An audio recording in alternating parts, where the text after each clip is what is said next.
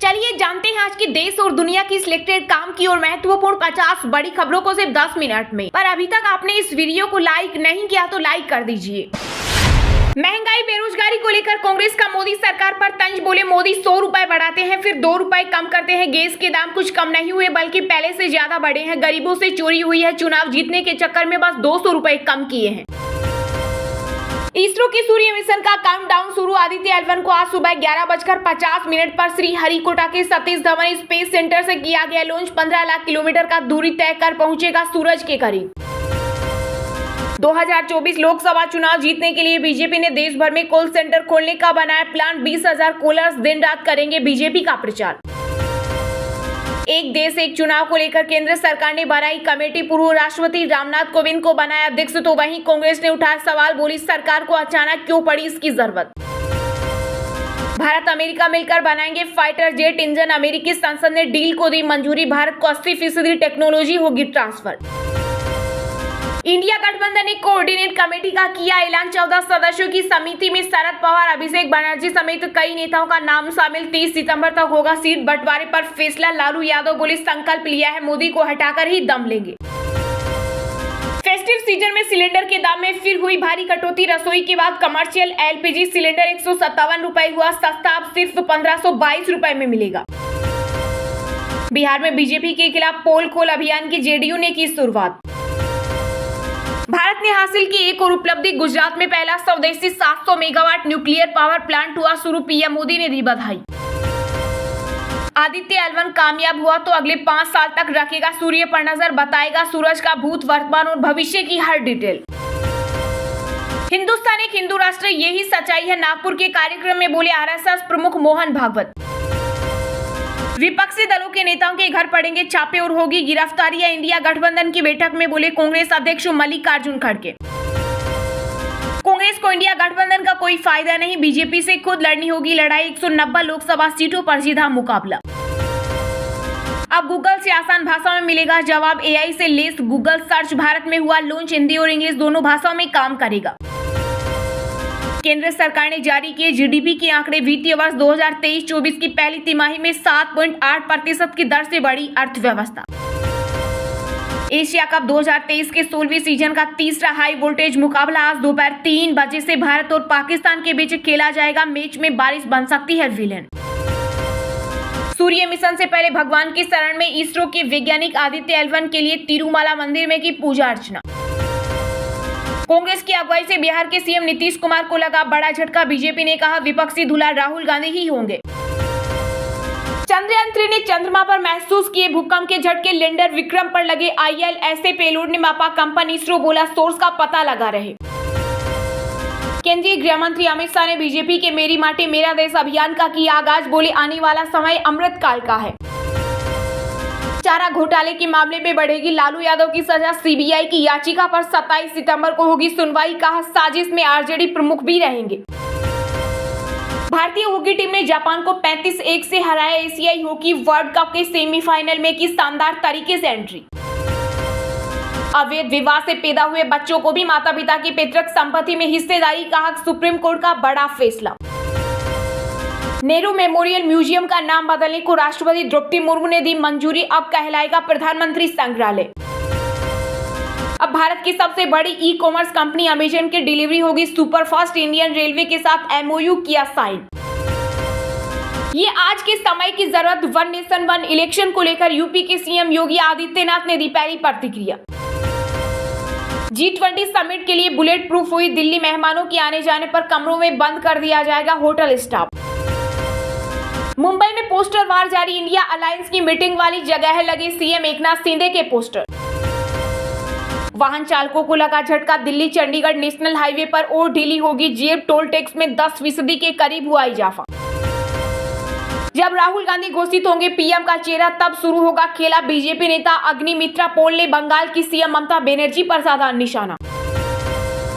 GST red के दौरान विभाग जब्त नहीं कर सकता धन। दिल्ली हाईकोर्ट ने धारा 67(2) का दिया हवाला।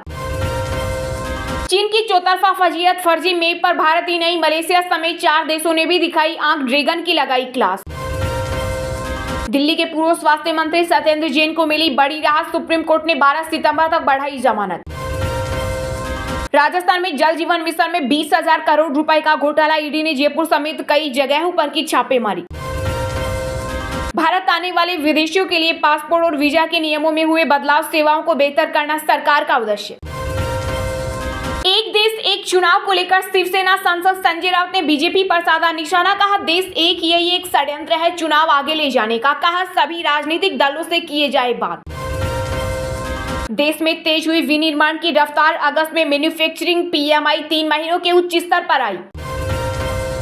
हम भी झांसे में आ गए हैं, 15 लाख के लिए खुलवा लिया खाता, आरजेडी प्रमुख लालू यादव ने पीएम मोदी पर कसा तंज।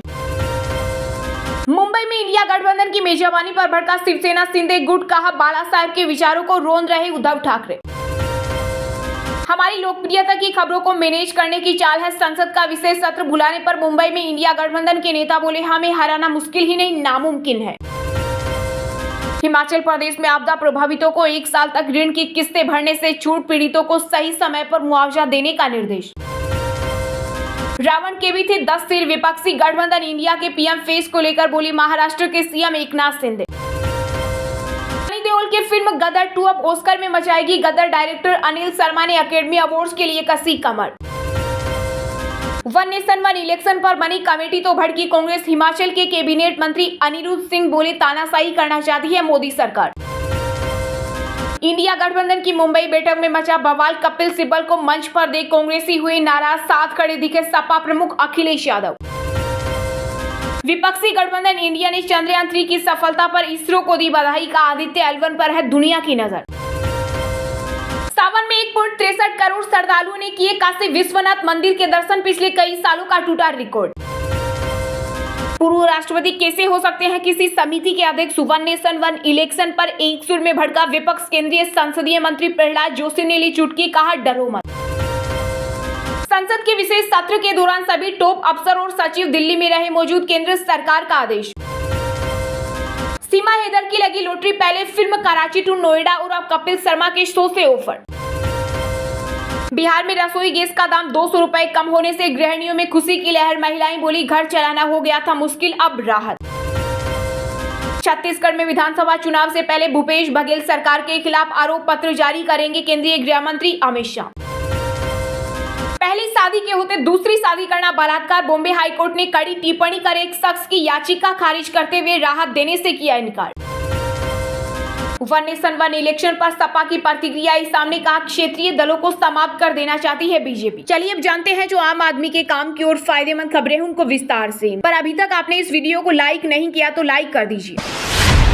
इंडिया गठबंधन ने कोऑर्डिनेशन कमेटी का किया ऐलान, 13 सदस्यों की समिति में शरद पवार, अभिषेक बनर्जी समेत कई नेताओं का नाम शामिल। 30 सितंबर तक होगा सीट बंटवारे पर फैसला। जी मुंबई में विपक्षी दलों की इंडिया गठबंधन की तीसरी बैठक के दूसरे दिन 13 सदस्यों वाली कोऑर्डिनेशन कमेटी का ऐलान किया गया। इस समन्वय समिति में कांग्रेस से केसी वेणुगोपाल, एनसीपी से शरद पवार, डीएमके से एमके स्टालिन, शिवसेना से संजय राउत, आरजेडी से तेजस्वी यादव, टीएमसी से अभिषेक बनर्जी, आप से राघव चड्ढा, सपा से जावेद अली खान, जेडीयू से ललन सिंह, जेएमएम से हेमंत सोरेन, सीपीआई से डी राजा, नेशनल कॉन्फ्रेंस से उमर अब्दुल्ला और पीडीपी से महबूबा मुफ्ती को शामिल किया गया है। हालांकि बैठक में गठबंधन के लोगों पर सहमति नहीं बन पाई है, इस पर फैसला अगली मीटिंग में होगा। वहीं इंडिया गठबंधन की समन्वय समिति 30 सितंबर तक सीट बंटवारे को अंतिम रूप देगी। इस दौरान कांग्रेस अध्यक्ष मल्लिकार्जुन खड़गे ने कहा कि भाजपा के नेतृत्व वाली एनडीए सरकार प्रतिशोध की राजनीति कर रही है, इसके कारण हमें आने वाले महीनों में केंद्रीय एजेंसियों के छापे और गिरफ्तारी के लिए तैयार रहना चाहिए। खड़गे ने कहा कि हमारे गठबंधन को जितनी अधिक जमीन मिलेगी उतना ही अधिक भाजपा सरकार हमारे नेताओं के खिलाफ एजेंसियों का दुरुपयोग करेगी। उसने महाराष्ट्र, राजस्थान, बंगाल में भी ऐसा ही किया। कांग्रेस अध्यक्ष ने आगे कहा कि प्रधानमंत्री नरेंद्र मोदी के नेतृत्व वाली केंद्र सरकार राज्यों को नियंत्रण में रखना चाहती है। बैठक के दौरान चंद्रयान 3 की सफल लैंडिंग को लेकर प्रस्ताव पारित किया गया, जिसमें इसरो को बधाई दी गई। इसके साथ ही देश के पहले सूर्य मिशन आदित्य L1 को लेकर भी शुभकामनाएं दी गई।